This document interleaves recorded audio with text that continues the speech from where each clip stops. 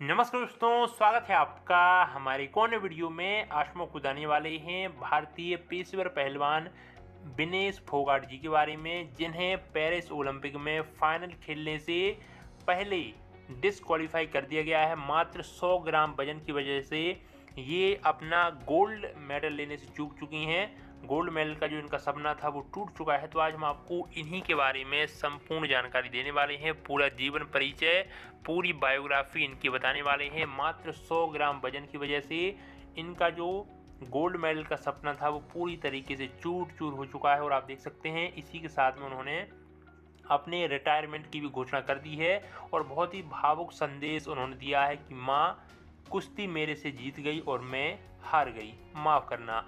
तो ये उनके वर्ड हैं, आखिरी उनके जो शब्द हैं रिटायरमेंट के, वो इसके साथ में उन्होंने कुश्ती को अलविदा कह दिया है। बहुत ही बड़ा मोमेंट है, पूरा देश इनके साथ में खड़ा हुआ है, क्योंकि पेरिस ओलंपिक में पहले से भी बहुत सारी गलतियां हो रही हैं। पहले से ही वहां पर महिला पहलवानों को पुरुष पहलवानों से, जो कि पुरुष बायोलॉजिकली पुरुष हैं, उनसे उनको लड़वाया जा रहा है। तो वैसे भी विवाद में पूरा घिरा हुआ है। पेरिस ओलंपिक पूरी तरीके से विवादों में घिरा हुआ है। और उसी के साथ में एक नया विवाद ये भी हो चुका है कि मात्र 100 ग्राम वजन की वजह से इन्हें उस कंपटीशन में खेलने से रोका गया है, डिस्क्वालीफाई किया गया है। तो आज हम आपको इन्हीं की संपूर्ण जीवनी बताने वाले हैं, कैसे कुश्ती की शुरुआत हुई, कैसे ये इस मुकाम तक पहुंची हैं। तो विनेश फोगाट जी के बारे में बात करें तो आप सभी ने एक दंगल मूवी देखी होगी, उसमें महावीर फोगाट जी के बारे में आपने सुना होगा, जिनकी दो बेटियां थीं, गीता और बबीता। गीता फोगाट और बबीता फोगाट तो इन्हीं की चाचा की लड़की हैं विनेश फोगाट। विनेश फोगाट जो महावीर फोगाट हैं उन्हीं के छोटे भाई की लड़की हैं विनेश फोगाट। इनके जन्म की बात करें तो इनका जन्म हुआ था 25 अगस्त 1994 को। 25 अगस्त 1994 को इनका जन्म हुआ था। इनका जन्म हुआ था जिला भिवानी जिले के बलाली गांव में। भिवानी जिला है और बलाली इनका गांव है। तो वहां पर 1994 में इनका जन्म हुआ था। इन्होंने अपनी जो करियर की शुरुआत है वो की है 2013 से। 2013 में दिल्ली में जो आयोजित हुए थे एशियाई चैंपियनशिप में इन्होंने कांस्य पदक जीता था 2013 में। उसके बाद 2013 में ही इन्होंने जोहान्सबर्ग में 51 किलोग्राम कैटेगरी में 51 किलोग्राम कैटेगरी में इन्होंने वहां पर भी सिल्वर मेडल जीता था 2013 में। उसके बाद 2014 में भी इन्होंने एशियाई खेलों में 48 किलोग्राम कैटेगरी में 48 किलोग्राम कैटेगरी में वहाँ पर भी कांस्य पदक जीता था।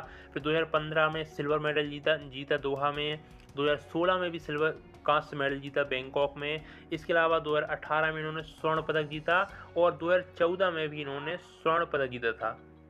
2014 में इन्होंने स्वर्ण पदक जीता था राष्ट्रमंडल खेलों में 48 किलोग्राम कैटेगरी में। तो ये इनके कुछ पदक हैं। 2013 से लेकर अब तक इन्होंने लगातार एक से एक उपलब्धियां हासिल की हैं कुश्ती में। फ्री स्टाइल कुश्ती इनका खेल है, कुश्ती का इनका खेल है। और इसी के साथ में इनकी 2018 में शादी भी हो चुकी है। 2018 में इन्होंने शादी की थी अपने साथी खिलाड़ी, यहाँ पर आप देख सकते हैं कि इन्होंने 2018 में शादी कर ली थी, सोमवीर राठी थे। सोमवीर राठी इनके पति का नाम है, जो कि ये भी पहलवान है, पेशेवर पहलवान ये भी हैं।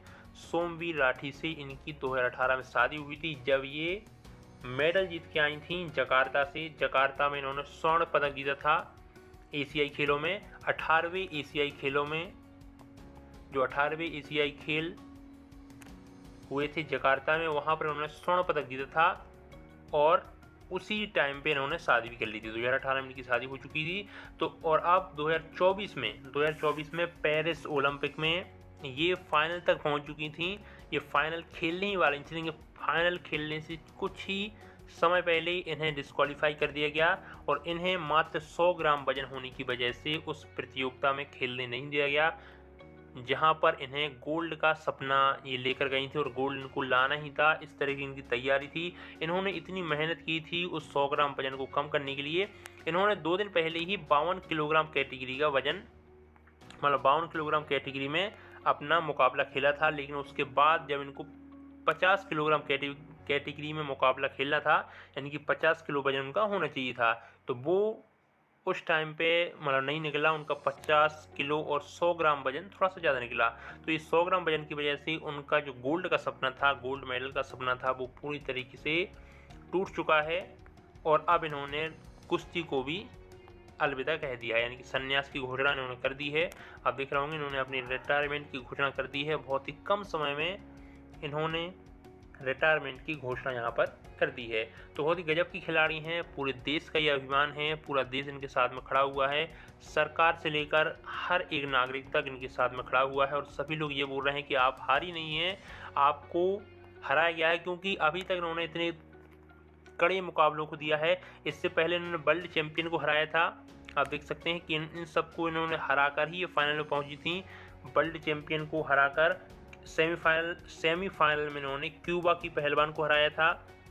इससे पहले भी इन्होंने सभी जो वर्ल्ड चैंपियंस हैं उनको हराकर फाइनल में जगह बनाई थी, जहां पर उनका मुकाबला एक अमेरिकी पहलवान से होना था।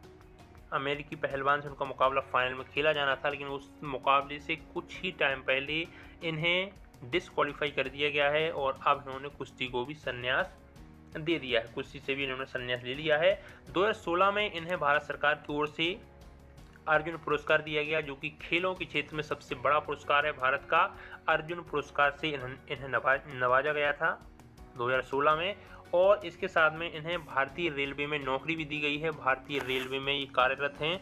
भारतीय रेलवे में स्पोर्ट कोटा के तहत इन्हें नौकरी वहाँ पर दी गई है।